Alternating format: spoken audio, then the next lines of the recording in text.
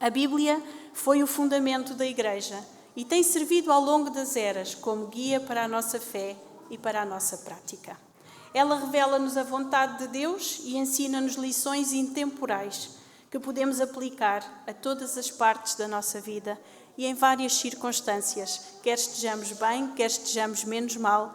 Muitas vezes é na Bíblia que encontramos inspiração e conforto para prosseguir. O que a Bíblia já transformou na sua vida ou na vida de algum dos seus familiares? Que histórias poderemos nós contar de transformação pelo impacto da leitura deste livro sagrado? Fomos escolhidos, queridos irmãos e irmãs, visitas, para sermos ousados e firmes na proclamação da mensagem, tendo em vista alcançar os perdidos em tempos de incerteza e de caos.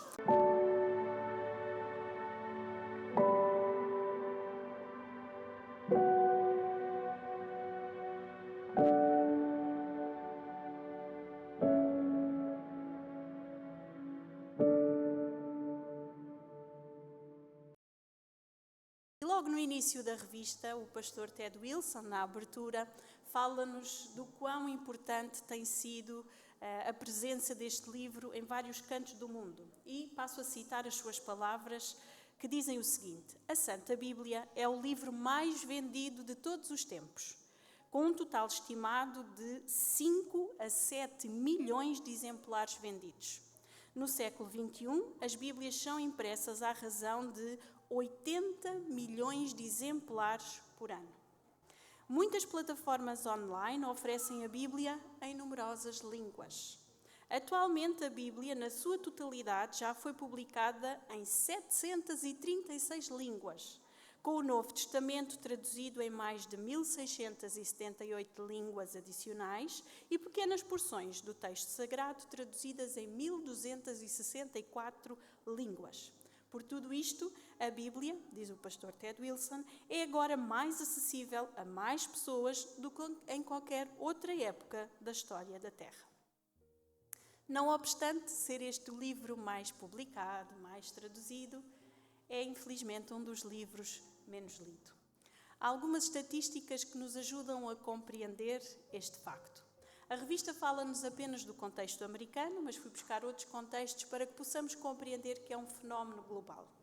Então, nos Estados Unidos, cerca de 9% dos adultos dizem ler a Bíblia diariamente. Imaginem, os Estados Unidos, com a grandeza que tem, apenas 9% da população lê a Bíblia diariamente. 11% afirmam que leem várias vezes durante a semana. E cerca de 29% dos americanos dizem que nunca leem a Bíblia. A tendência de queda na leitura da Bíblia é notória, especialmente entre os mais jovens.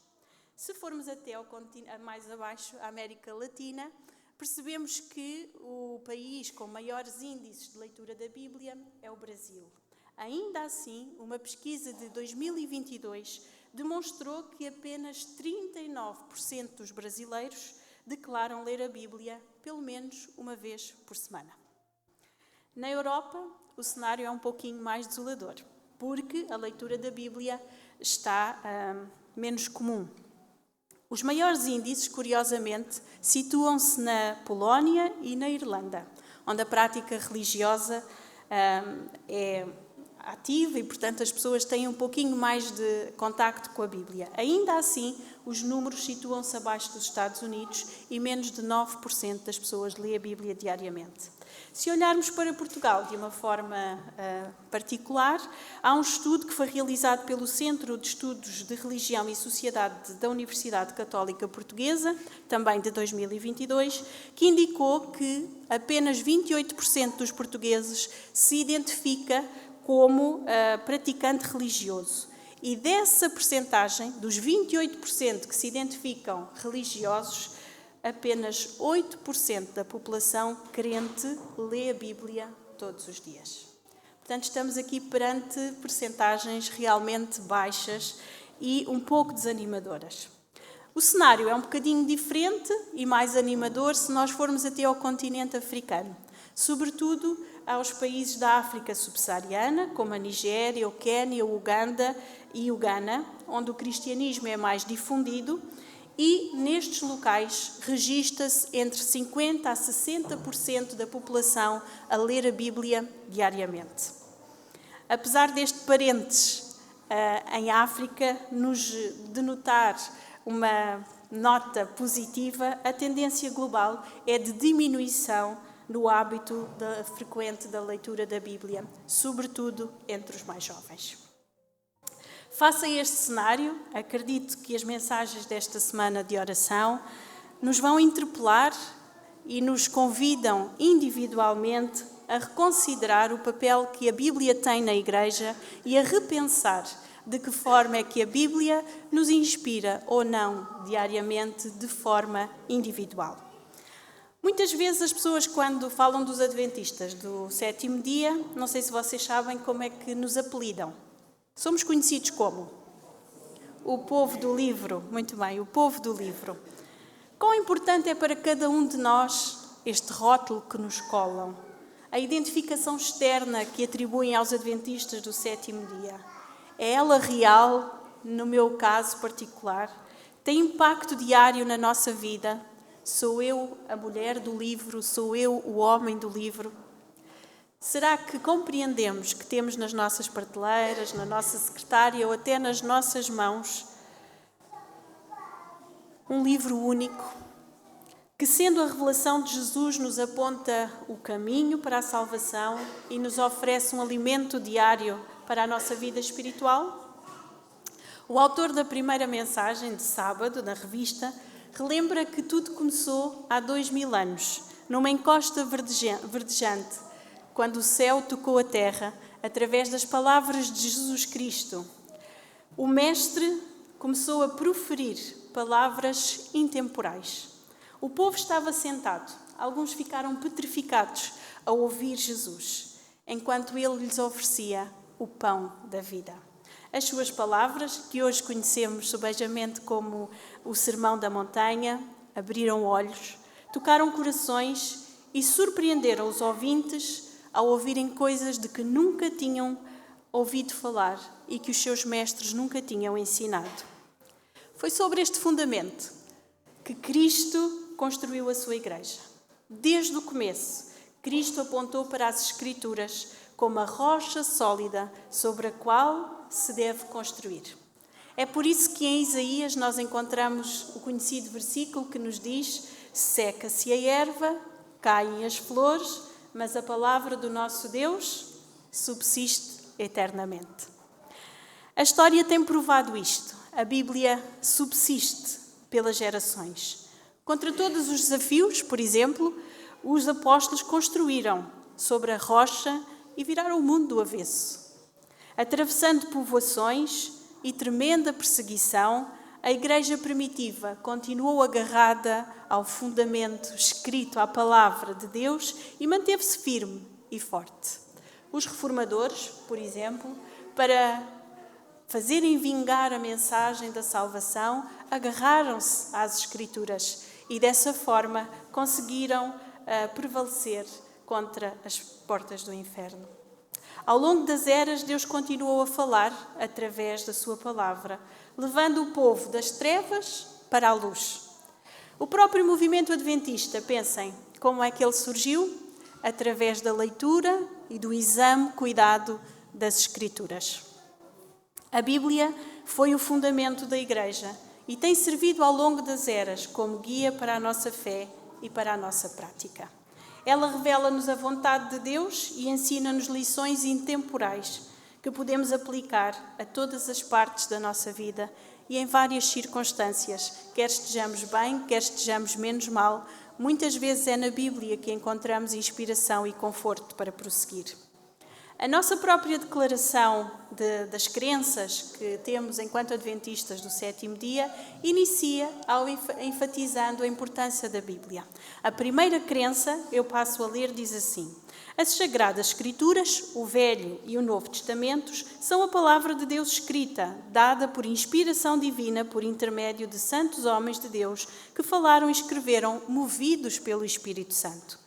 Nesta palavra, Deus transmitiu ao homem o conhecimento necessário para a salvação. As Sagradas Escrituras são a revelação infalível da sua vontade. Constituem o padrão de caráter, a prova da experiência, o autorizado revelador de doutrinas e o registro fidedigno dos atos de Deus na história. Portanto, esta é a primeira crença dos adventistas do sétimo dia. E eu sei que muitos de nós estamos cientes destas considerações. Muitos de nós estamos cientes de que a Bíblia é o fundamento sobre o qual é construída a Igreja e é o fundamento segundo o qual Jesus convida cada um de nós a construir a sua esperança, o seu caráter e a sua vida.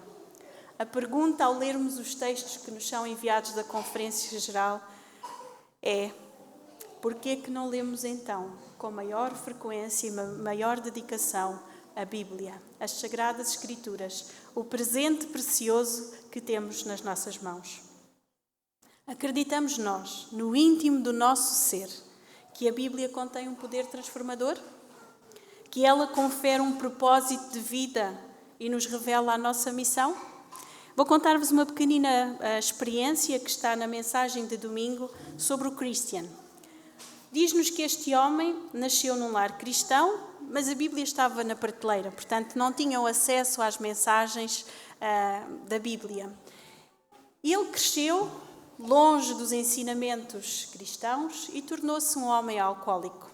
Mais tarde ele veio a casar com uma senhora adventista do sétimo dia e aquela mulher devotamente lia a sua Bíblia e fazia daquele livro o seu guia. Revoltado com a importância que esta mulher dava à sua Bíblia, Christian resolve pegar nela e, sem a esposa saber, oferece a Bíblia a um amigo que precisava de papel para fazer cigarros. A esposa descobriu o que se tinha passado, sentiu, claro, falta do seu guia diário, da sua alimentação, da sua nutrição diária, e ao saber o que o esposo tinha feito, ficou bastante triste. E pela conduta que ele tinha, por ter sido negligente com ela ameaçou que abandonaria o casamento. Christian ficou aflito e tentou salvar o seu casamento. E um dia assentiu em ir a uma reunião na igreja e lá foi. Na reunião recebeu um abraço de quem estava a dirigir a mensagem, mas recebeu também uma Bíblia. Alguém lhe ofereceu a Bíblia. Christian olha para a sua esposa, lembrando-se do que tinha feito, e acaba por desafiá-la com a pergunta, com a seguinte afirmação: se encontrares na Bíblia um texto que me diga que os alcoólicos não vão para o céu, eu pararei de beber. Será que as Escrituras conseguiram modificar a vida e a atitude de Christian? O que aconteceu foi que a Bíblia que lhe tinha sido oferecida foi lida, juntamente com a sua esposa. O relato diz-nos que em 30 dias eles leram a Bíblia completa. E Christian encontrou na Bíblia as respostas para as questões que ele tinha. A sua vida familiar foi completamente transformada e Christian foi batizado. Ele começou a ensinar sobre a Bíblia a outros, dando estudos bíblicos e realizando campanhas evangelísticas. Costumamos dizer que a boca fala daquilo que o coração está cheio. E este homem tinha acabado de ser transformado pela leitura da Bíblia e não quis ficar com essa informação apenas para si e pôde partilhá-la com outros e teve realmente um grande impacto. Diz-nos no final da sua história que passados 13 anos desde o seu batismo, a família tinha construído com os seus próprios recursos 6 igrejas e tinha ajudado a construção de mais 22 igrejas na região da selva amazónica. Pela graça de Deus e mediante um sincero estudo da palavra, Christian tornou-se numa nova criatura. Todas as pessoas influenciadas por ele e pela sua família são um testemunho da espantosa graça de Deus e do poder divino que a leitura da Bíblia traz. O que a Bíblia já transformou na sua vida ou na vida de algum dos seus familiares? Que histórias poderemos nós contar de transformação pelo impacto da leitura deste livro sagrado? As Escrituras oferecem-nos, sem dúvida, elementos básicos da nossa fé, através do estudo das doutrinas, mas também nos ajuda a corrigir o nosso caminho quando falhamos, quando infringimos a lei, a Bíblia também nos apoia a reconstruir.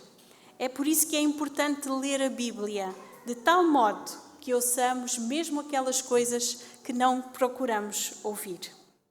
É verdade que é fácil ler a Bíblia para confirmar tudo aquilo que é agradável, tudo aquilo que nós já sabemos, mas nem sempre a Escritura nos agrada com a sua leitura, porque por vezes ela tem este poder corretivo. Para nos ajudar a cumprir os princípios de Deus, ela pode então retificar-nos. A Bíblia também nos mostra como é que nós nos podemos manter, na prática, guardando os princípios divinos que orientam a nossa vida. Na mensagem que vem de segunda-feira, o autor sugere-nos algo muito interessante. Ele diz-nos que quando lemos a Bíblia, no fundo nós podemos estar a ter uma lente para compreender a nossa própria experiência. E o autor diz assim: quando lê a Bíblia, pode ver as suas tentações, nas tentações das histórias que estamos a ler, a sua queda, o seu êxodo do Egito, a sua travessia do Jordão, a peregrinação pelo deserto, o seu exílio. Ao ler a Bíblia, Jesus abre-lhe os olhos e purifica-o. A Bíblia torna-se numa palavra viva da experiência de Deus. É por isso que o salmista nos diz que a Bíblia, todos sabem, é lâmpada para os nossos pés e luz para o nosso caminho. Então, vários autores da revista, ao longo desta semana de oração, enfatizam que olhemos para a Bíblia mais do que uma coleção de textos velhos, como algo que pode ter impacto na nossa vida diária. Demonstram que, num mundo em que o ruído da vida abafa a voz de Deus muitas vezes, a palavra do Senhor provê verdadeiro sustento e verdadeira nutrição. Eu convido-vos a abrirmos a Bíblia no Salmo 19 e vamos ler dos versículos 7 a 14, compreendendo que este é um belo exemplo do modo como a palavra de Deus nos dá o sustento espiritual. Salmo 19.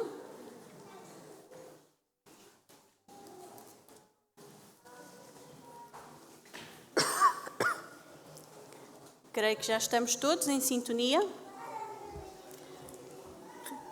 Comecemos no versículo 7.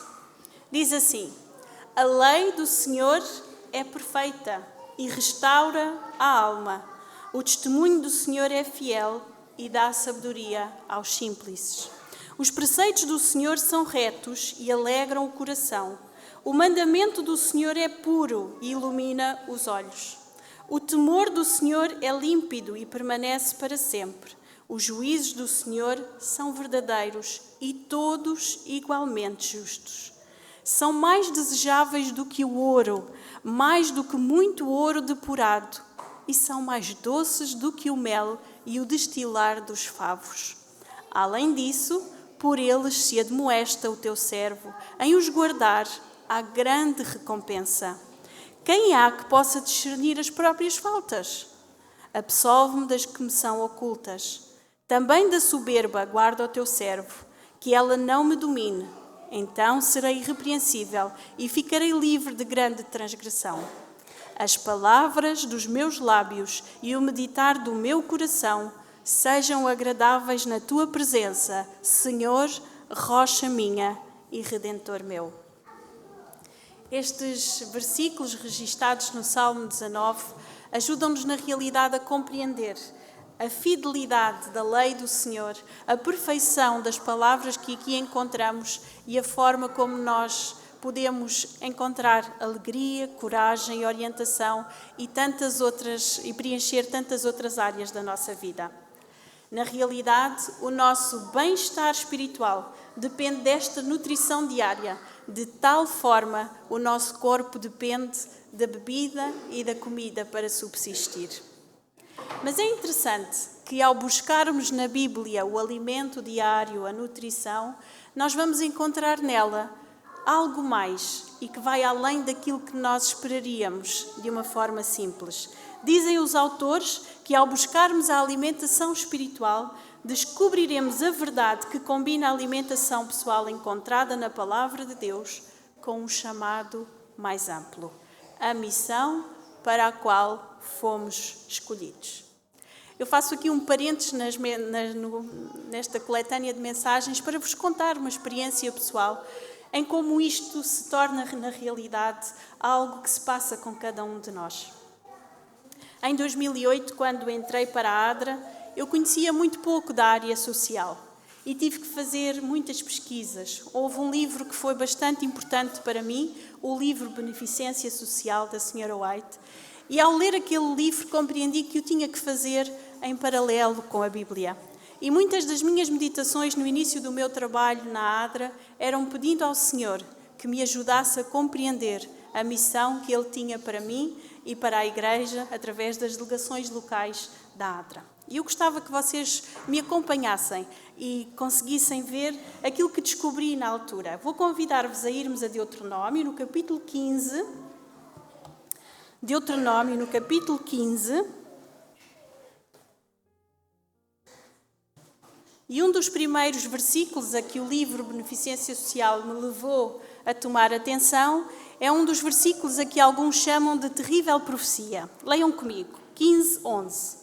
Pois nunca deixará de haver pobres na terra. Por isso eu te ordeno, livremente abrirás a mão para o teu irmão, para o necessitado, para o pobre na tua terra. Então eu estava aqui perante um versículo que me dava o contexto da minha missão. Ao procurarmos no dicionário Comentário Bíblico Adventista, nós vemos que pobre é aquele não só que está em carência económica, mas todos aqueles que estão destituídos, que estão em situação vulnerável. Portanto, pode ser estando em situação de desastre, estando em situação de carência espiritual, emocional. Portanto, pobre é muito mais vasto do que apenas a noção de dinheiro. E ao ler este versículo que nos diz, eu te ordeno, sem falta abrirás a mão ao teu irmão, eu compreendi parte da missão que Deus tinha para mim no início do meu ministério na ADRA e para eu partilhar com as igrejas. E daqui vamos até ao verso 4, onde nós descobrimos o propósito de Deus para esta missão. Diz assim: para que entre ti não haja pobre algum, pois o Senhor teu Deus te abençoará abundantemente na terra que te dará por herança para a possuires. Então parecia que estava aqui perante uma contradição e examinar as Escrituras é importante por isto, porque nos ajuda a complementar e a compreender. Um versículo dizia-me, jamais deixará de existir pobres na terra, e o outro dizia, para que entre ti não haja pobre algum. E eu compreendi na meditação a missão. Quer Deus dizer-nos que por causa do pecado, por causa da ganância de muitos, jamais deixará de existir pobreza. Mas entre ti, povo de Deus, o que é que a Bíblia nos diz? Não haja pobre algum. Então a Bíblia é maravilhosa e eu convido-vos a que vocês possam fazer este exercício de tentar descobrir nas vossas meditações não só a nutrição diária que necessitam, mas o propósito para a vossa vida, a vossa missão, que pode não ser tão extensa como a minha, às vezes podem ser missões pontuais. E este exercício é, na realidade, muito interessante e ajuda-nos a compreender o propósito para o qual fomos chamados.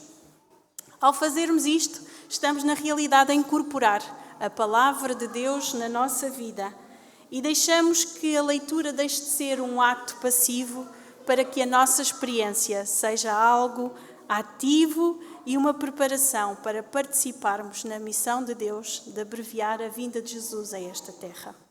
A partir do momento em que aceitamos o Evangelho, compreendemos que fomos escolhidos, que somos equipados, que somos capacitados por Deus a cada dia para realizar um propósito bem maior que nós, então nós começaremos a ser canais de esperança da revelação da palavra, seja em que domínio de atuação for, nos diferentes ministérios que a Igreja abraça.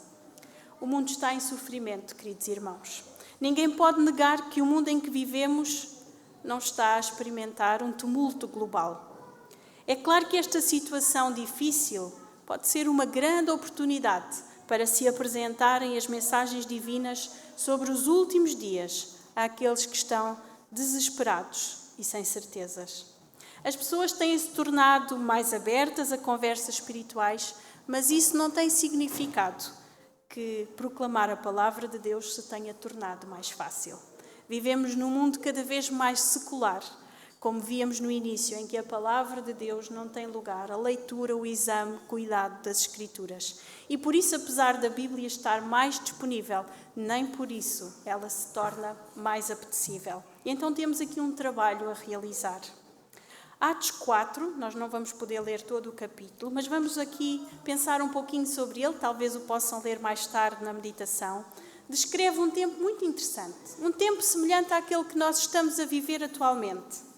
Talvez possamos encontrar neste relato pessoas desesperadas, desapontadas, pessoas sem certezas, pessoas que estavam confusas e assustadas. Numa época em que Pedro e João estavam a proclamar o Evangelho e eles próprios foram presos porque a sociedade não queria que eles partilhassem a palavra de salvação de Deus. E Pedro e João foram presos, mas ainda assim eles não se calaram e continuaram a proclamar a transformação da palavra na vida de cada um deles. E no verso 4 de Atos 4 nós podemos ler o resultado. Diz-nos assim: muitos, porém, portanto, apesar do tumulto, dos que ouviram a palavra a aceitavam, subindo o número de homens a quase 5.000. Então, numa circunstância difícil, na realidade, a Bíblia mostra-nos que ainda assim é possível partilhar a palavra de Deus e fazer com que ela toque corações. Este versículo é verdadeiramente significante para cada um de nós, pois revela não só o poder da palavra durante os tempos de crise, mas também nos chama para nos unirmos enquanto adventistas do sétimo dia, para cumprir a nossa missão de espalhar a mensagem do Evangelho a todos os cantos da terra.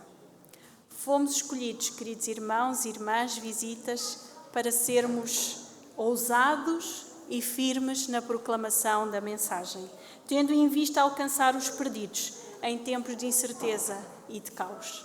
E eu sou testemunha diariamente do quão a falta de propósito na vida de alguém pode fazer com que a sua vida seja realmente desesperante. Que possamos querer, praticar e proclamar a palavra de Deus nestes tempos de tumulto global. Que o testemunho de Pedro e de João seja testemunho para nós hoje. No verso 20, eles afirmavam: porque não podemos deixar de falar do que temos visto e ouvido. Como é que algo precioso que nos transforma, que transforma a nossa família, pode ficar efetivamente guardado para cada um de nós? Em particular, nestes últimos tempos, e é assim que termina a semana de oração, nós somos chamados a partilhar uma mensagem específica, uma mensagem que fará a diferença na vida de todos aqueles com quem entrarmos em contacto. E essa é a mensagem do terceiro anjo. No fundo, a mensagem do terceiro anjo é um chamado à perseverança para que os crentes guardem os mandamentos de Deus, em que a observância do sábado tem grande relevância, e vivam uma vida em conformidade com os ensinamentos bíblicos, porque os tempos que vivemos muitas vezes nos levam a afastar destes ensinamentos e levam-nos também a deixarmos de ser fiéis em tempos de pressão. Que Deus nos possa ajudar. Os que aceitarem partilhar a palavra serão tidos como embaixadores de Cristo. Isto é realmente extraordinário, porque nenhum de nós que aqui está é doutor da lei, nenhum de nós que aqui está é perfeito, nenhum de nós que aqui está tem o caráter de Jesus ou assumiu as suas obras nesta terra, mas ainda assim somos chamados a ser participantes na sua missão e considerados embaixadores de Cristo, falando a verdade tal como ela é. Os autores chamam-nos a atenção que no final dos tempos, que serão apertados, em que seremos pressionados pela guarda dos mandamentos, aqueles que decidirem manter-se do lado da Bíblia não deverão ceder à tentação de fazer alterações ou adaptações ao texto a fim de ganharem a simpatia ou o favor do mundo. No capítulo 38 do Grande Conflito, a Sra. White tem um texto chamado O Último Convite e ela diz-nos assim: a oposição dos inimigos da verdade será restringida para que a mensagem do terceiro anjo possa efetuar a sua obra. Quando for dada a advertência final, ela prenderá a atenção das pessoas influentes por meio de quem o Senhor está agora a atuar, e algumas aceitá-la-ão, manter-se-ão como povo durante o tempo da angústia.